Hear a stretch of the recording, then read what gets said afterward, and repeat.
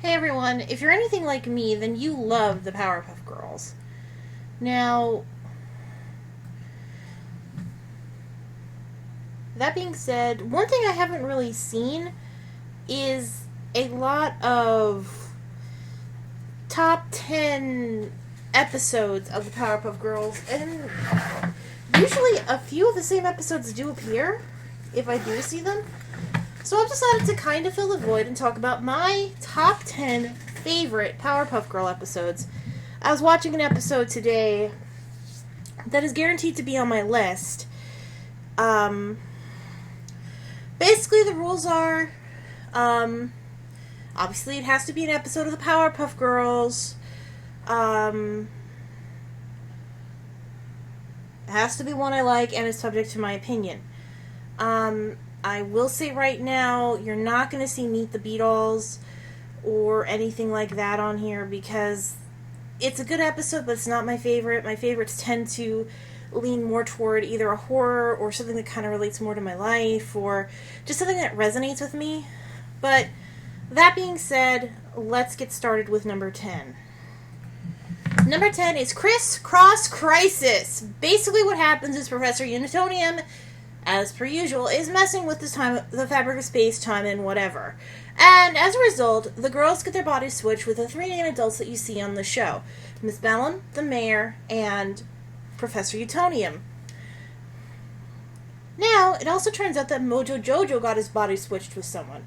An unknown little old lady who's probably currently in his house, Serpentine. In fact, we see him doing that as little... basically, the minds are switched and the bodies are where they're supposed to be. But what's interesting is what happens as Utonium is trying to fix the problem. This is why I like the episode. And all of these different combinations keep popping up. For example, the girls turn into three skinny, long, lean things, and Mojo Jojo's a big, fat sumo wrestler. Or when the girls... basically the girls are three different types of things that would kill fish, and Mojo Jojo is stuck as a fish. It's literally like the opposites are playing with each other in a clever way, and you see the fight mutate as this is going on until finally everything is fixed. And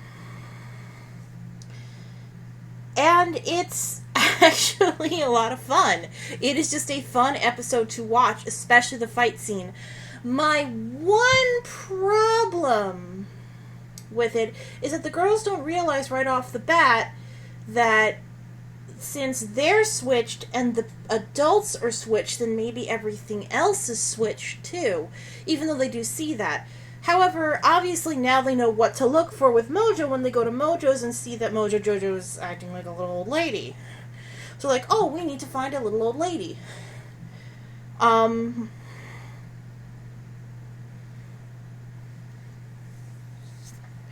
But it's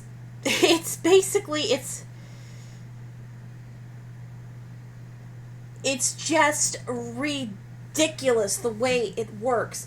Seeing how the villains look too is really interesting, but again, that I can kind of half forgive because at the time they don't realize that, who's switched with who. They don't know everyone who's switched with who. So when they go find the villains, they kind of can get an idea of who they're switched with, but again, it could be anyone.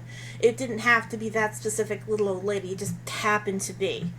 But it's still a fun episode. The fight scene is my favorite part, because just to see, the different switches, and sometimes Mojo has the advantage, and sometimes the girls get the advantage, and it's so much fun.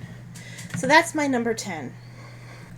Number 9 is the sci-fi classic Beat Your Greens. Now, I love broccoli. I've always loved broccoli as a kid. But the staple. Eat your broccoli. Kids don't like broccoli. And, the parents try to force it on the kid, even though that's not really how you do it. Never understood that. But I love how the girls are forced to eat them because basically what happens is a bunch of aliens put spores on broccoli because they look like broccoli and they decide to kind of mess with it. So the parents try to show that it actually tastes good by eating the broccoli but the kids refuse to eat it, which, you know, okay, all over Townsville, the kids are going, no, we're not touching this.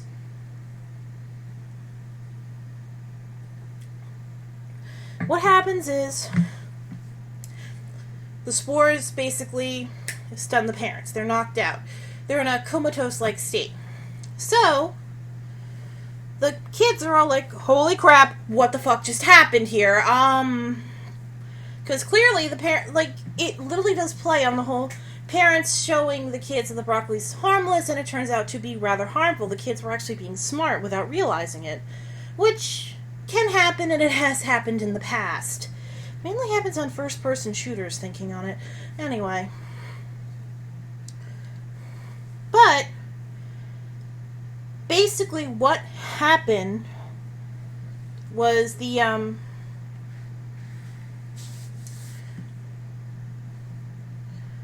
thing is that among the kids saying, no, we're not going to eat this, is the three girls. They'd never seen broccoli before. They don't know what it is.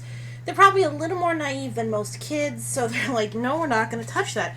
So obviously the professor eats it, and they freak out. So they go to see what the heck's going on, and they see these aliens. So they try to fight them, and the aliens, because they're plant monsters, regenerate. Maybe McCracken was a fan of Guardians of the Galaxy and liked Groot? Who knows? Either way. By the way, Guardians of the Galaxy was a comic before it was a movie, so nobody corrected me on that. So what happens is, technically these creatures, the broccoloids as they're called because they look like broccoli, aren't infected with the very spores that made the parents go completely comatose. So the kids figure out, from like a flashback, they're going to have to eat the broccoloids, which I guess makes sense because stomach acid. Problem is, even the Powerpuff Girls can't eat all that broccoli because these are human-sized stalks of broccoli. What happens? Every kid in Townsville sees what's going on and goes, okay, we gotta bite the bullet and eat these guys, and goes eating them. But probably the funniest part is the ending. Because, you know, Professor Tonium's like, okay, these girls don't like broccoli, let's see if we can find something they will eat. Goes to the vegetable aisle and sees every single kid, because, just so you know, they don't gloss over the fact that the parents are awake. They destroy the transmitter, which I guess shuts the spores off, which means, you know, the parents wake up. You know. And they do it in, like, one quick scene, which is pretty good for, like, a 5-minute episode, essentially. Well, 11-minute episode. So basically the kids the kids start eating all the vegetables in the vegetable aisle, and the parents are all kind of in shock that the kids want to eat vegetables, because they don't know what happened. So it's a nice little play on the aliens taking over thing, and getting kids to eat your vegetables. And it's good that they got it out of the way, because that kind of plot can get really old really fast for me. People say this is the episode that predicted bronies. Welcome to Collect Her, number 8 on my list. The reason I like this so much is because it's a villain they can't fight. This is a fanboy of the frickin' Powerpuff Girls. I'm talking a big-time fanboy. He loves them. He has all of their toys. But like a lot of fans, he doesn't have the toys out to play with, to test out, to have fun with. He has them all wrapped up. He has them in these neat little shelves, and this is his whole life. Which I always found very unhealthy. I mean, I understand collectors doing it for fun, but having lives outside of it. Like a lot of the collectors you see on TV with the world's biggest collections, they have a wife who understands. They have kids, you know, and some of the stuff they do use, by the way, because some of the stuff you have to use to keep it in good condition, shockingly enough. This is not one of those collectors. This is someone who has food wrapped up on his shelf for collecting, which I personally find a little gross.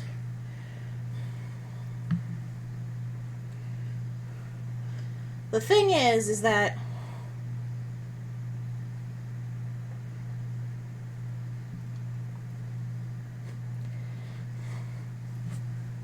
he gets so obsessed because he does complete his collection, which any other collector would be super happy about. Like, hey, cool, I completed my collection. I can move on to the next thing I really like and start collecting all of that. You know, prioritize a little bit here if you know you're going to be that much of a collector. He freaks because this was his whole life. He ends up going into the realm of kidnapping the Powerpuff Girls. And this is where I really like the episode, because every single citizen of Townsville stands up and says, who the hell took the girls? And through a process of elimination, because obviously whoever took the girls would be so busy gloating that they wouldn't be there. I don't know how that works. That's like the one flaw I have with the episode. They discover it's the geek known as Lenny Baxter. They go to his house and they say, let the girls go.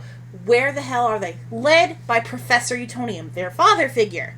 And he's like, I'm not telling. So the kids, who also go with them, see all the toys, like, oh my god, you can't even get half these toys. Where'd you get them? It's like, because he literally bought everything. He bought all the toys, and he won't open a single one. You could open one. And this kind of gives me this is what people think of when they think of bronies. This is what people think of when they think of anime geeks. This is what they think of when they think of any form of person who's really, really, really into a fandom. And I think anyone who's really into a fandom should take this as a warning. Calm down about your obsession. Because in the end, Lenny loses his entire collection.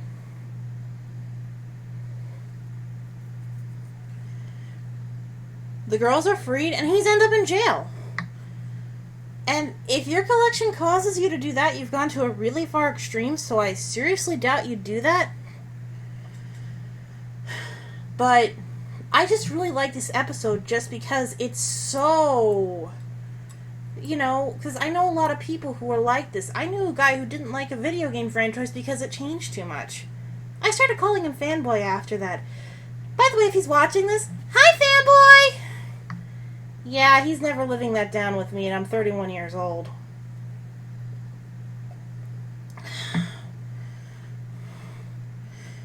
Number 7 is the premiere of a villain, actually. Stuck Up and Away. This is where you first meet Princess, this wannabe Powerpuff Girl who's the snooty, rich little brat. Now, usually in these types of shows, they're more of a non-threat than a villain. Fuck that with the Powerpuff Girls. They make her a full-on villain, complete with super armor.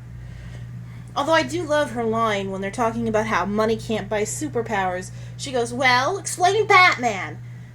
Technically, Batman also trained for many years, was an adult, and, wasn't stupid. So, his superpower wasn't so much being rich as being dedicated. Now, she keeps trying to become a Powerpuff Girl because she's so bratty and snotty that nobody likes her. Which makes sense. She's bratty and snotty. But the Powerpuff Girls are nice and helpful. So, everyone likes the Powerpuff Girls. So she thinks the key to popularity isn't being nice like the Powerpuff Girls, but to, well, be evil and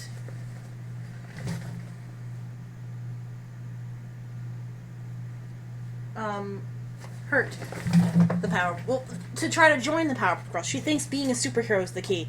So she tries, screws up, gets mad because the Powerpuff Girls tell her that she put herself in unneeded danger, screwed up, and almost got a bunch of other people killed. Ergo, she can't be a Powerpuff Girl. She doesn't have the training. She doesn't have the know-how. She doesn't have the selflessness. She doesn't have the reality check.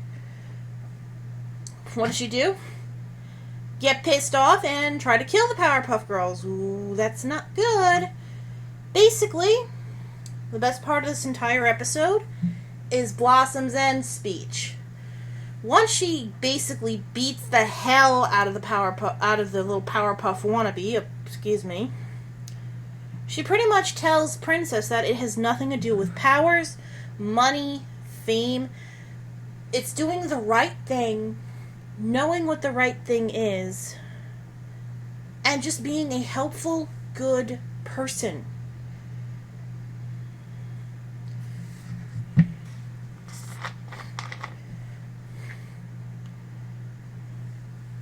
So that's why I love this episode, because it actually tells you what it takes to be a Powerpuff Girl.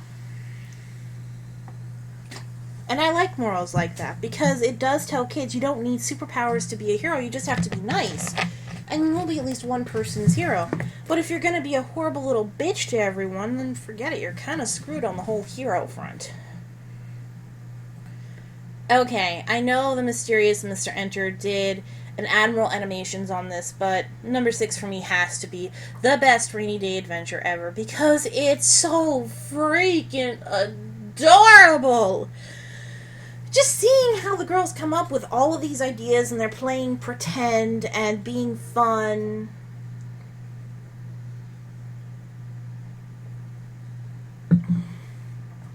And Blossom putting stuffed toys in her boobs.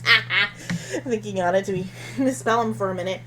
Oh my goodness, it's just the cutest episode, and because they're bored on a rainy day. It's one of the few episodes that show them being not superheroes like they normally are shown as, but as what they are, kindergarten kids. They're little kids having fun.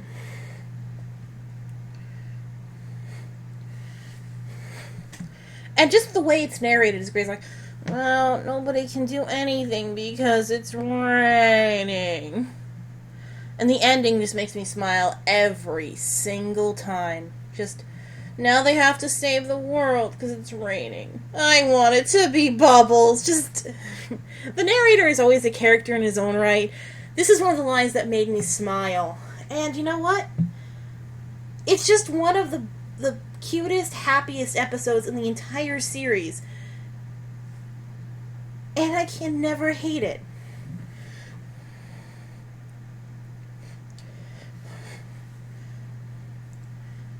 Shame the sun came out in the end of the episode, because you know what? Playtime is a good time for the Powerpuff Girls. Did you know that it's time for number 5 of this rhyme? Ladies and gentlemen, I present a very tired, mystical gent. This episode's about the Sandman, who has a very wicked plan. He wants to put the world to sleep, so no one else can make a peep. He hadn't had a nap in 1,000 years, which probably would drive anyone to tears. I love this show and this part because it has a lot of heart. Rhyming schemes make me smile, and odd narration choices drive me wild. A different style is always good, just like any show should. Sorry. Yeah, I couldn't help it. As you can kind of guess, I love the idea of this being a storybook rhyme about the Sandman putting everyone to sleep, all because he's tired. I feel bad for him at the end, though, because he was never going to get to sleep again. But, you know, there's this thing called the Wanads.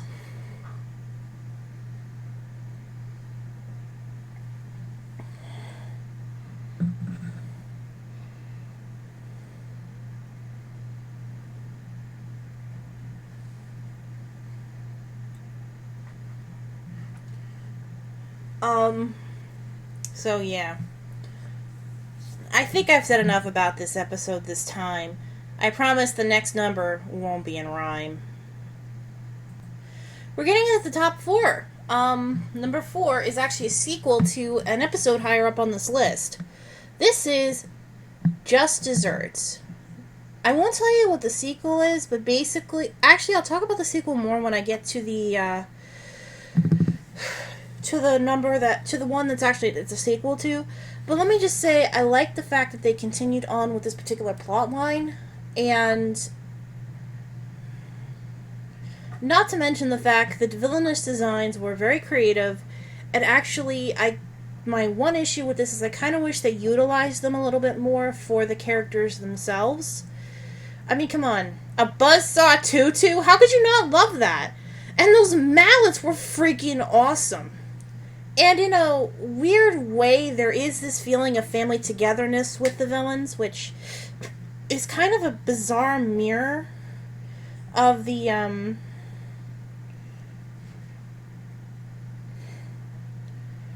Powerpuff Girls family.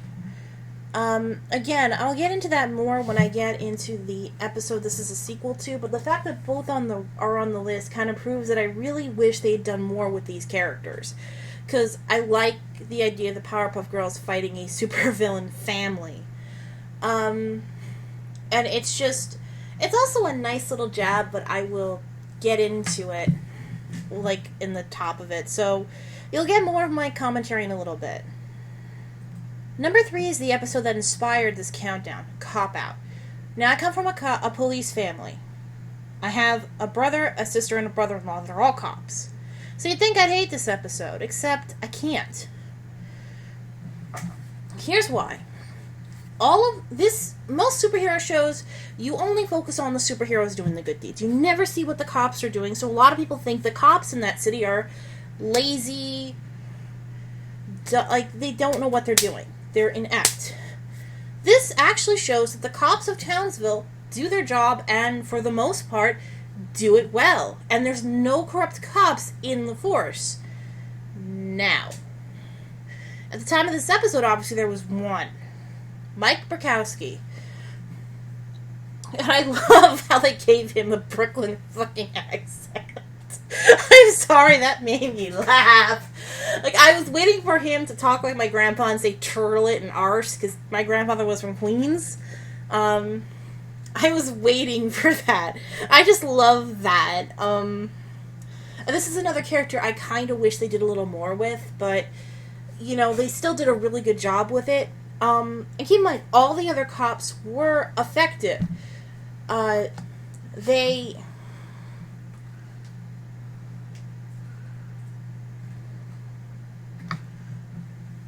knew what they were doing, they knew their job, and I think it was showing in the infrastructure that unless it was a really bad situation where the cops could get hurt,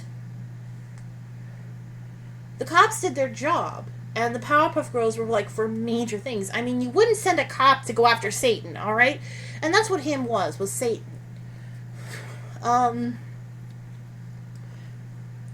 But you would send a cop to go in after a bank robber. Of course, in the episode, you see bank robbers armed with pretty high-powered fucking weapons, and instead of sending in a SWAT team, probably putting more cops in danger, the mayor called the Powerpuff Girls, and the Powerpuff Girls took care of them.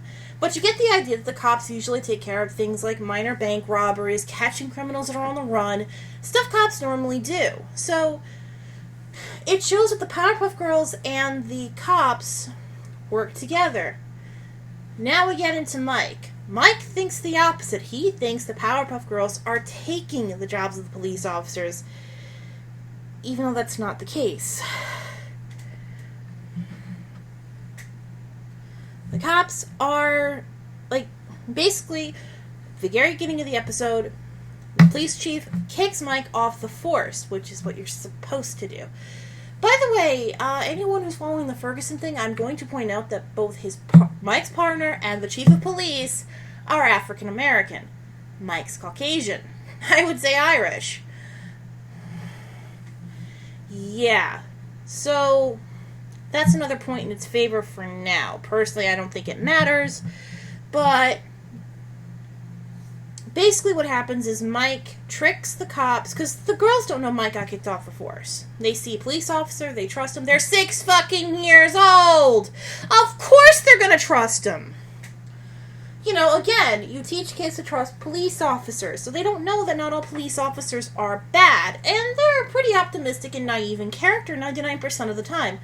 Buttercup probably being the most mature in that aspect, because she doesn't really trust anyone as easily. But they trust the cop because cop uniform, and they end up being, hung over a vat of acid, which is one thing the girls never really faced before, so they don't know if they're impervious to this or not, so of course, they're freaking out! It also proves that Mike was just a lazy bump. He wasn't stupid, he wasn't challenged, because he was smart enough to do all of this stuff. To set up a trap that probably could have worked. Now, the cops do screw up a little bit in that they can't figure out Mike's remote control, but, anyone could argue those remote controls are kind of hard to figure out.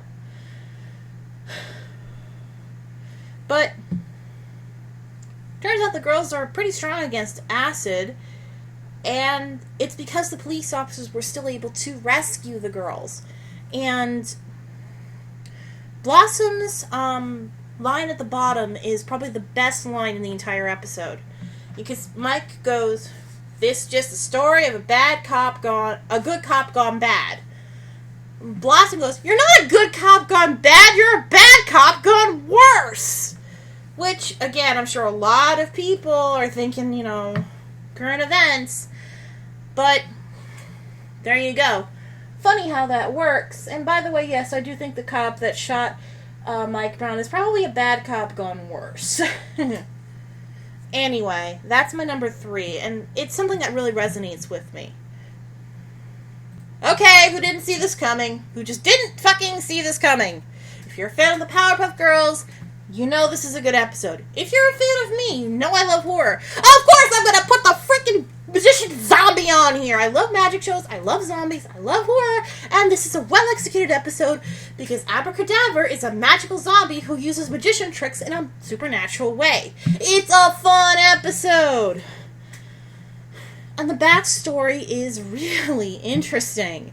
And of course, Abracadabra thinks Blossom is the girl who accidentally killed him. And the girls are actually scared. And there's a lot at stake. Of course, the ending is weird in that it's a magic trick of their own, but I guess it's probably the only way to beat a magician zombie is to be a magician yourself. But the idea that they made this magical zombie, and they didn't make him kid-friendly. I mean, look at that. Does that look fucking kid-friendly to you? No way. If I saw that coming up at me, I'd be running the other direction, too. It looks like a freaking zombie. They did an excellent job designing him. They didn't use any gore or anything, but holy shit, you don't want to see that. It's a fun episode. It's a scary episode. It's like, you are girl with the bear. Like, he retains his memories and he's pissed. And it's creepy. And again, this is another character I kind of wish they did more with. Because this would have been an amazing villain for the girls to fight. I said this was an episode of that number 4 was an episode sequel to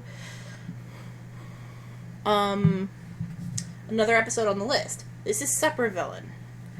Basically, this is what happens when a midlife crisis goes completely fucking wrong. Harold Smith is dissatisfied with his life in the mustard factory. And he decides to idolize supervillains and becomes a supervillain. Now, he's the next door neighbor to the Powerpuff Girls, so this is awkward. But they don't know. And when it comes to dinner, he snaps, tries to melt the professor's head off with the hairdryer, which I doubt would actually work, but they're legitimately scared. Ends in a food fight. And the wife gets pissy. Now, obviously, you can kind of see why the sequel's on here, too, because it's kind of a continuing story arc. Basically, the way the episode kind of shows how a family dynamic that's based more off of appearances than actual family. Well, the Powerpuff Girls family is, an actual family.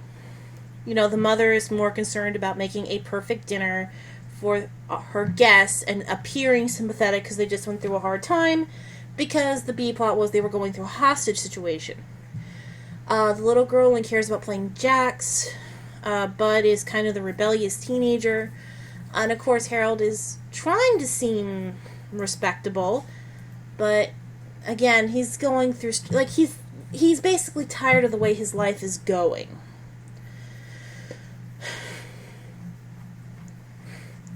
Now, the ending is interesting in that Marianne goes, "You ruined my dinner."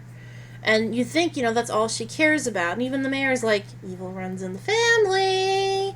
Even though technically she wouldn't be blood related to him. But you get the idea here. Obviously, the sequel episode, now I can actually talk about it, shows that she does care about her husband because basically, for fairly superficial reasons at first, they do all become supervillains when Harold gets out of jail. He actually serves his time, doesn't try to escape, and gets out of jail. He goes back to his family. And of course, that goes well. So they attempt to destroy the house, or force Powerpuff Girls to move, which is actually a very subtle thing to do, but that doesn't work. And then you see them just try to run them over, essentially. And Marianne's ending line to the Just Desserts is kind of, I think she gives more of her motive than ruined her dinner. She says, "Gee, you drove my husband insane, made him go," basically saying, "You drove my husband insane by existing. Of course I'm going to hate you." I think that was more the reason she did it. But when she says, "You ruined my dinner,"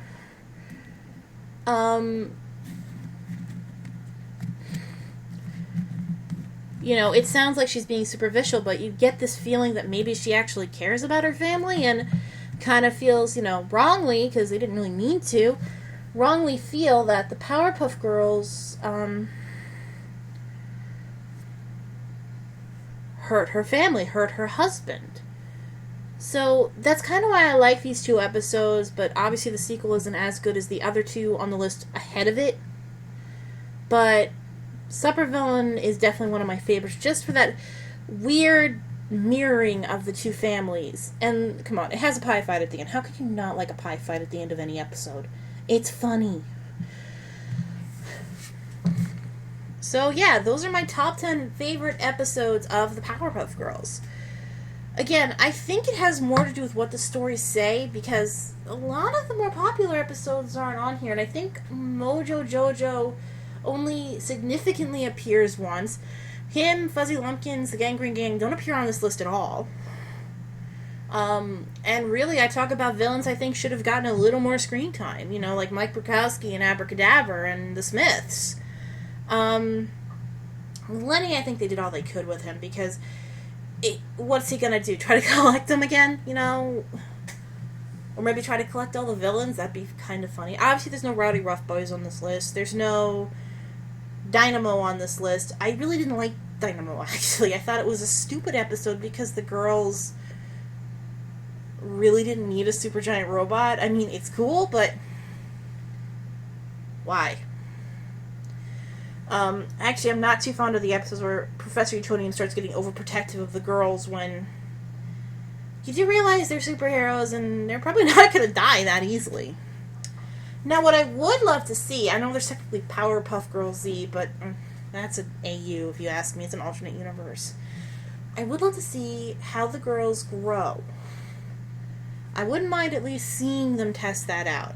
It would be interesting to see. But I guess we won't get that. Oh well. At least we have the original show to fall back on. I'll catch you guys later.